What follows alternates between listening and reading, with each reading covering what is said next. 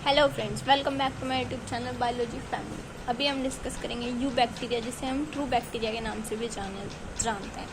I hope आप सभी ठीक होंगे। अगर आप मेरे चैनल पर नए आए हैं तो please subscribe my channel and like my video. अगर आपने मेरी लास्ट वीडियोस नहीं देखी हैं तो go my channel and check it out all videos playlist. तो आइए हम डिस्कस करते हैं ट्रू बैक्टीरिया, जिसे हम यू बैक्टीरिया के नाम से भी जानते हैं। The name bacteria means small stick, यानी कि बैक्टीरिया का मीन्स क्या है? एक स्मॉल स्टिक, जो कि हमें गिवन, यानी कि किसने दी थी? वो एक जर्मन बायोलॉजिस्ट क्रिश्चियन जी एनबर्ग 1828 में, यानी कि जर्मन जूलॉजिस्ट एंस्टन जी एनबर्ग ने दी थी 1828 में। कैरेक्टरिस्टिक्स क्या होती हैं यू बैक्टीरिया फिर ट्रू बैक्टीरिया की? दे आर सिंपल, यानी कि वो सिंपल होता है। मोस्ट प्रिमिटिव फॉर्म होगी ये ऑर्गेनिज्म की, और ये लिविंग होगी, ये हर एटमॉस्फेयर में सरवाइव कर सकती है bacteria have rigid cell wall, यानी कि इसकी जो सेल वॉल होगी वो बहुत रिजिड होगी और ये प्लांट की तरह शो होगी। ये यूनिसेलुलर है, तो इसके पास न्यूक्लियर मेम्ब्रेन नहीं होगी। इसके पास सिर्फ न्यूक्लियस एब्सेंट है। जब न्यूक्लियर मेम्ब्रेन नहीं है तो न्यूक्लियस और न्यूक्लियोसाइलसिस भी एब्सेंट है। इसके पास कोई भी सेल ऑर्गेनेलीज नहीं होगा, क्योंकि ये प्रिमिटिव है, तो पुअर होगा ये। जैसे कि प्लास्टिड नहीं होगी, गोल्गी नहीं होगी, माइटोकॉन्ड्रिया, मतलब कोई भी सेल ऑर्गेनेलीज नहीं होगा।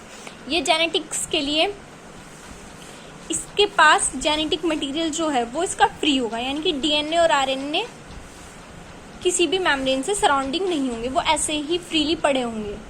ये जब रिप्रोडक्शन करेगा ये एसेक्सुअली रिप्रोडक्शन करेगा, और एसेक्सुअली में भी क्या करेगा? वेजिटेटिवली फिजन प्रोसेस करेगा। एक मोस्ट इम्पोर्टेंट नोट पॉइंट क्या है?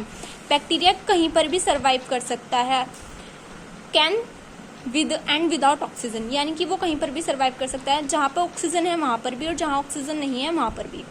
बैक्टीरिया कैसे भी रह सकता है, किसी भी टेम्परेचर में रह सकता है, लो टेम्परेचर में भी, यानी कि जहाँ पर -17 डिग्री सेल्सियस अगर टेम्परेचर है वहाँ पर भी सरवाइव कर सकता है। और अगर हाई टेम्परेचर भी है, यानी कि हाई टेम्परेचर में कितना 80 डिग्री सेल्सियस से या फिर उससे ज़्यादा भी, उसमें भी सरवाइव कर सकता है। और अगर ड्राफ्ट यानी कि अगर सूखा पड़ रहा है या काल पड़ रहा है, जिसे हम काल बोलते हैं, अकाल, उस कंडीशन में भी ये सरवाइव कर सकता है। ये एक बैक्टीरियल सेल का डायग्राम है, थोड़ा रफली है लेकिन समझने के लिए काफ़ी है। इसमें प्लाज्मा मेम्ब्रेन है, साइटोप्लाज्म है, सेल वॉल है, न्यूक्लियर मैटर है। इसका ये फ्लैजुला है जो इसे मूवमेंट करने के लिए हेल्प करता है। पीलिया है या फिर सीलिया बोल सकते हैं, वो भी है, और राइबोसोम्स है। ये एक बैक्टीरिया का डायग्राम है। अब बैक्टीरिया की शेप डिस्कस कर लेते हैं। आइए, शेप ऑफ बैक्टीरिया की शेप 3 में डिवाइडेड है। रॉड शेप्ड, जिसे बैसिलस भी बोलते हैं, ओवल और स्फेरिकल, कोकाई, और स्पाइरल और कोमा शेप्ड। बैक्टीरिया की शेप जो रोड में, मतलब अभी हमने बोला रोड है, मतलब 3 शेप में होगी ज़्यादातर, रोड, बैसिलस और ओवल। रोड कौन सी होगी? जो लिटिल रोड होगी, जिसमें फ्लैजिला नहीं होगी, ये सिंगल में बैसिलस होगी, पेयर में डिप्लोब्लासिलस, और अगर ये चेन फॉर्म में है तो स्पेक्ट्रोबैसिलस होगी। एग्जाम्पल में बैसिलस, सुडोमोनास एसेट्रा।